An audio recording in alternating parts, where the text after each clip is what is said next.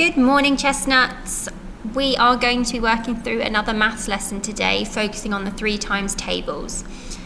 It's really important that we're confident at learning up to 3 times 12, and hopefully our learning today will help us do that. The first thing I'd like you to do, and it might be best to pause this video, is to fill in the missing numbers in this grid. You'll notice that there's quite a few blank squares, and all of those are going to be multiples of 3, which means they're numbers that appear in the 3 times tables.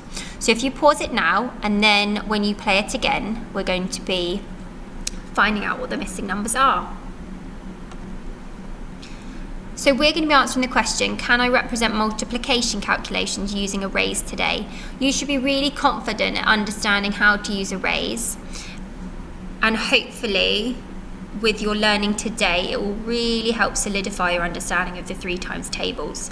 And to be successful in today's learning, we need to lay out our arrays neatly and count the number of dots. So the first thing we're going to do is go through the numbers square.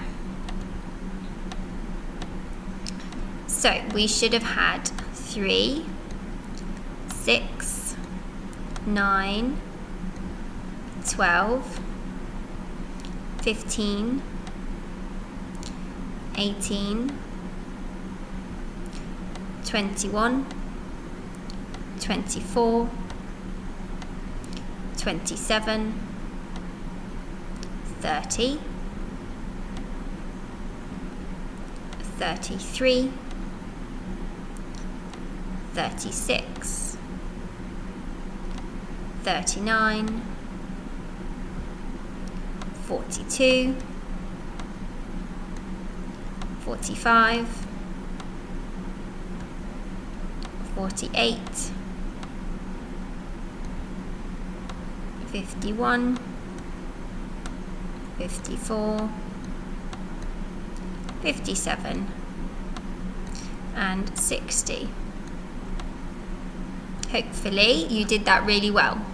What I'm going to do now is I'm going to highlight the numbers that you need to be really confident at being able to mentally explain, which is up to 3 times 12.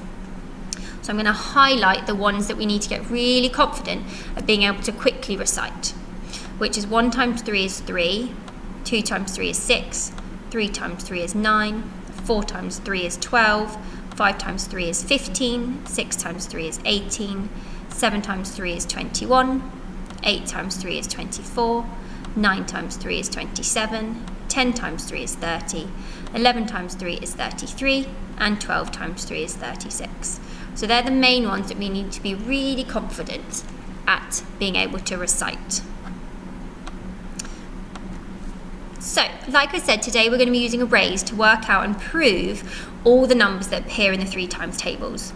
You might be quite confident at using your 3 times tables by now, but this lesson is going to help you prove and show why the answers are what they are. So, now I know this isn't the 3 times tables, but this is just an example using our 5 times tables that we've learned before. So this array here, what does it show? What we need to remember is look at the layout of the arrays. And we've got 5 dots down the side here and 7 along here, which means that we've got 5 lots of 7, and which shows 5 times 7, or we've got 7 lots of 5, which is 7 times 5. And we know that 5 times 7, or 7 times 5, equals 35. And there's 35 dots here. I'm going to quickly count them with you.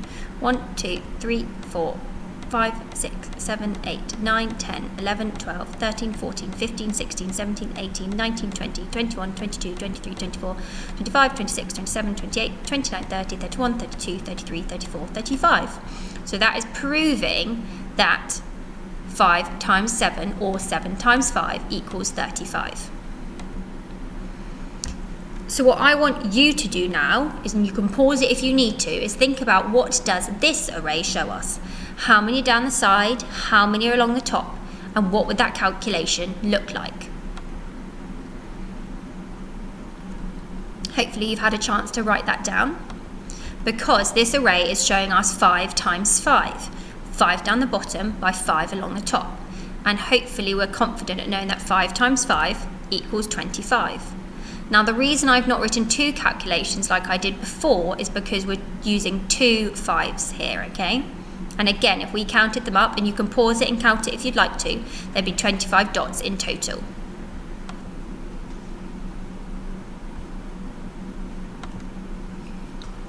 What about this one? So again, pause the video and have a think, what is this array showing us? How many dots are there in total, and what 2 numbers are we multiplying together to work out the answer?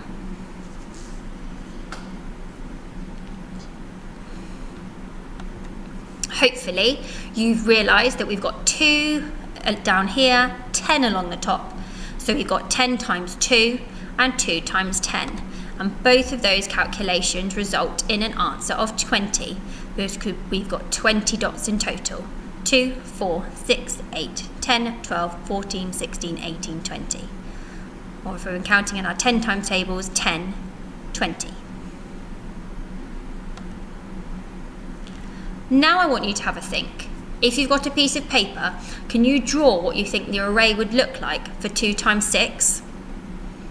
You mark to pause the video, and then when you've drawn it, come back to the video and see if we've got the same.